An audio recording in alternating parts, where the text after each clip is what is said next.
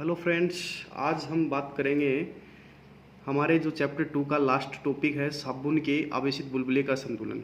देखिए, साबुन का जो बुलबुला है उसके भीतर का जो वायु का दाब है वो बुलबुले के वायुमंडलीय दाब से अधिक होता है और यह दाब आधिक्य पृष्ठ तनाव के कारण होता है।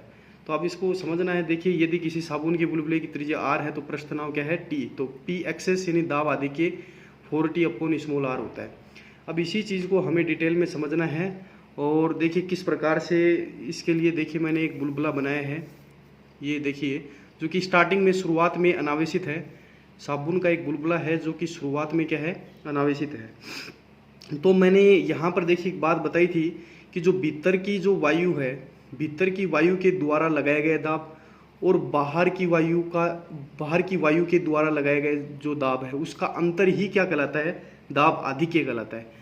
इसमें जो भीतर की वायु का दाब है वो बाहर के वायुमंडलीय दाब से क्या होता है, अधिक होता है।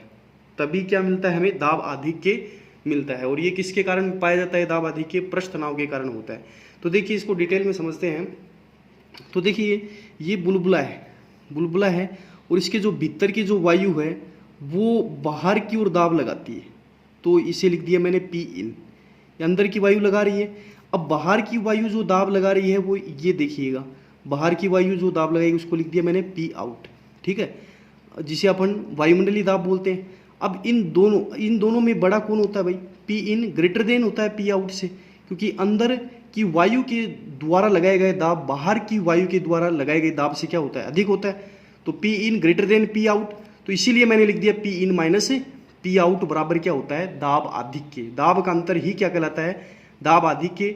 इसी को हम पी एक्सेस से लिखते हैं, पी एक्सेस से लिखते हैं। ये बात भी ध्यान रखिएगा। ये आर त्रिज्या की है, ये पूरा जो बुलबुला है ये आर त्रिज्या का, ये ध्यान रखिएगा। अब ये तो हो गया हमारा। अब इसको ध्यान से सुनिएगा।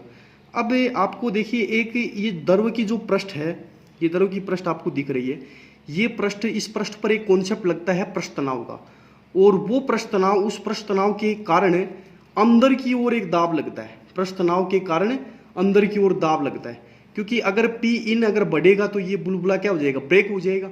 अब ब्रेक ना हो इसके लिए पृष्ठ तनाव क्या करता है, अंदर की ओर एक दाब लगाता है। अंदर की ओर एक दाब लगाता है। वो दाब क्या होता है, 4t/r। टी यहाँ क्या होता है भाई, ये पृष्ठ तनाव होता है, मतलब ये सॉरी वो अपन इसको तनाव बल भी बोल सकते हैं। टी बराबर F/L के रूप में नहीं होता क्या, तो ये पृष्ठ तनाव टी होता है। तो यहाँ से देखिए, तो पृष्ठ तनाव के कारण दाब हमारा हो गया 4t/r। स्मॉल आर त्रिज्या का ही बुलबुला है, इसीलिए इसका दाब होगा पृष्ठ तनाव के कारण जो दाब अंदर की ओर होगा वो 4t/r के रूप में होगा। और ये अंदर की ओर दाब है।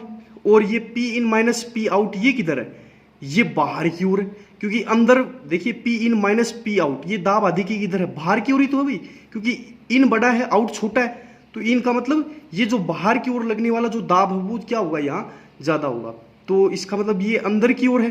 P in minus P out equals to दाब आधिक्य, ये किधर है, बाहर की ओर, मतलब बाहर की ओर लग रहा है ये बाहर की ओर। और पृष्ठ तनाव के कारण जो दाब लग रहा है वो अंदर की ओर। तो संतुलन के लिए हम क्या करेंगे, इन दोनों को बराबर करेंगे। तो बराबर करेंगे इसके लिए, स्टेबिलिटी के लिए, मतलब बुलबुले के संतुलन के लिए दोनों को बराबर करेंगे।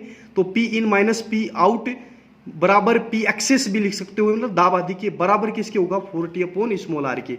तो देखिए इधर मैंने लिखा भी है, इसको ध्यान से देखिएगा। इधर P in minus P out, इसको लिखा मैंने किसके बराबर लिखा, दाब आधिक्य के।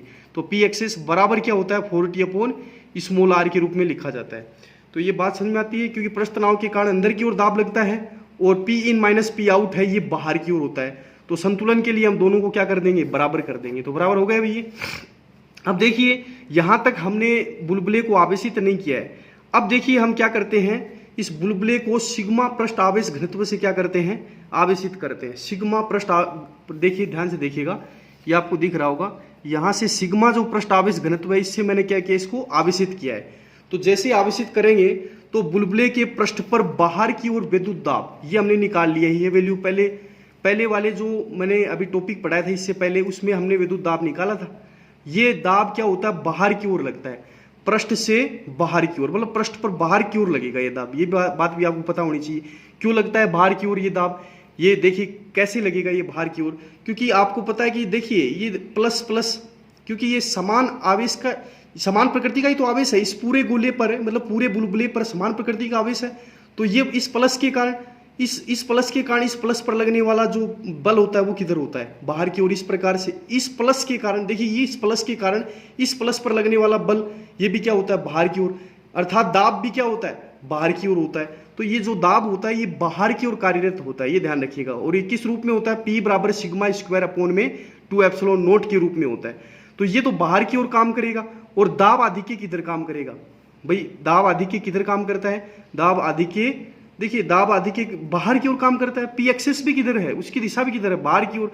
तो हम क्या कर देंगे, दोनों को जोड़ देंगे। दाब आधिक्य में किसको जोड़ देंगे, इस विद्युत दाब को जोड़ देंगे, क्योंकि ये भी बाहर की ओर काम कर रहा है और वो जो हमारा एक्सेस P एक्सेस है वो भी बाहर की ओर काम कर रहा है। तो इसीलिए देखिए P excess plus P out कर दिया मैंने, ठीक है ना।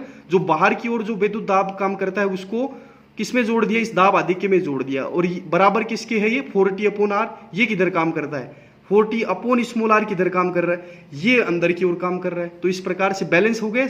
अब देखिए आगे की ओर किस प्रकार से होगा, ध्यान से देखिएगा। अब कुछ नहीं है, इसका P आउट है।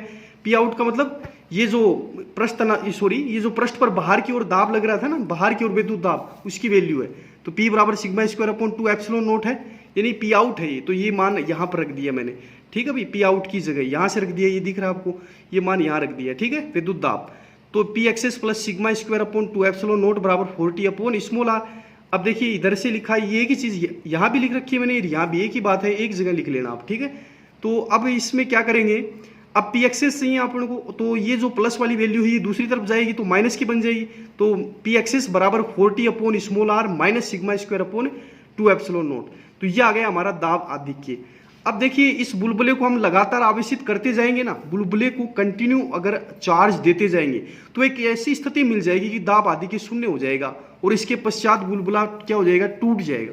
ये ध्यान रखिएगा भाई, अगर आप बुलबुले को लगातार कंटिन्यू चार्ज दोगे, आवेशित करोगे, तो एक ऐसी स्थिति भी मिलेगी जब दाब आधिक्य क्या हो जाएगा, 0 हो जाएगा और उसके पश्चात बुलबुला क्या हो जाएगा, टूट जाएगा।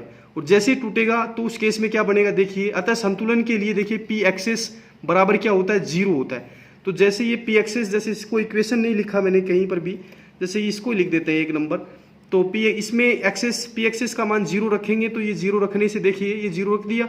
अब ये माइनस की वैल्यू थी, ये इधर आई, ये प्लस की बनेगी, 4T अपॉन स्मॉल r बराबर sigma square upon 2 epsilon note. यहाँ से रेडियस, इस जो बुलबुले है, बुलबुले की जो रेडियस है वो हमने निकाल ली, बुलबुले की त्रिज्या। ये जो बुलबुले की त्रिज्या कितनी है, आवेशित जो बुलबुला है इसकी त्रिज्या स्मॉल r बराबर 8 epsilon T upon sigma square. तो ये हो गई बुलबुले की आवेशित बुलबुला। ये बुलबुला कैसा है, आवेशित बुलबुला है, उसकी क्या है ये त्रिज्या है। सिग्मा क्या है, इसमें पृष्ठ आवेश घनत्व, T क्या है, T यहाँ पर क्या दिया है, T पृष्ठ तनाव दिया है, ये ध्यान रखिएगा। T यहाँ पर पृष्ठ तनाव है, ये भी ध्यान रखिएगा। अब देखिए हमें क्या निकालना है, इसमें पृष्ठ आवेश घनत्व कैसे निकालेंगे, अगर पृष्ठ आवेश घनत्व पूछे तो कैसे निकालोगे। सिग्मा स्क्वायर को क्या कर दो भाई, इस तरफ लिया और r को इस नीचे ले जाओ। तो ये सिग्मा स्क्वायर था, तो सिग्मा क्या हो जाएगा, रूट में आ जाएगी value, √8 epsilon T upon small r हो जाएगा। इसी प्रकार से अगर आवेश की मात्रा निकालनी है, मतलब इस बुलबुले पर कितना आवेश है, बुलबुले पर जो आवेश है उस आवेश की मात्रा कितनी है, तो Q बराबर सिग्मा इंटू ए का मतलब होता है 4πr²। क्यों, क्योंकि बुलबुला कैसा है, गोल है, तो गोले का पृष्ठीय क्षेत्रफल क्या होता है, 4π स्मॉल r²। तो r² यानी यहाँ पर हम वैल्यूज रख देंगे। देखिए यहाँ से वैल्यूज रखने के बाद में लास्ट में हमारे पास ये आवेश आ जाएगा, r का मान रख देंगे।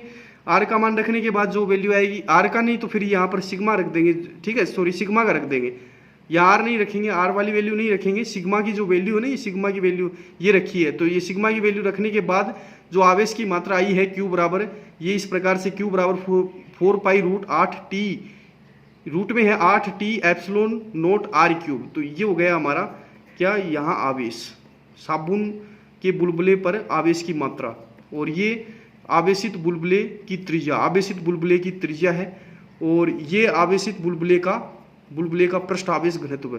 तो इस प्रकार से ये लास्ट टॉपिक था हमारा इस चैप्टर का। तो इसी के साथ ये चैप्टर कंप्लीट होता है।